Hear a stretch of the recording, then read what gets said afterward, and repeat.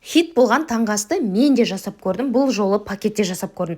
Өткенде кесеге жасаған кезімде дұрыс шықпай қалған болатын. Осы жолы осындай салафанға жасап көрдім. Қараңыздаршы, қандай күшті болып шыққан, иә, іркілдеп тұр ғой қыздар. Өте дәмді және оп-оңай жасалынатын таңғы ас.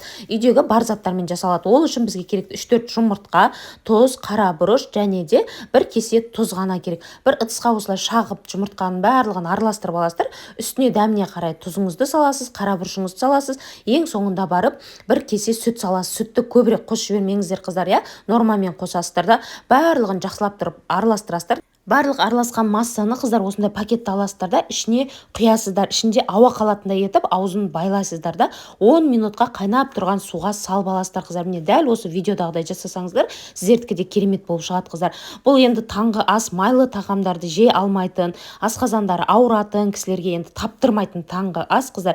Және бұл иммунитетті көтереді, өте дәмді болып шығады. Өз қалауларыңызбен ішіне мысалы тары қоссаңыздар да болады. Бұл таңғы асты жұмыртқаның уызы деп те атап жатады. Өте пайдалы. Дәл осы рецептпен жасап көрсеңіздер өте дәмді, ерекше болып шығатын болады. Достарыңызбен бөлісуді ұмытпаңыздар. Менің парақшама тіркелмеген болсаңыздар, тіркеліп, лайк басып, пікірлеріңізді қалдырыңыздар. Кім осындай таңғы асты жасап көрді, оны да жаза кетіңіздер қыздар. Менің парақшамда лайфхактар мен осындай оп-оңай рецепттер таба аласыздар. Сондықтан парақшамды жоғалтып алмау үшін маған тіркеліп кетіңіздер.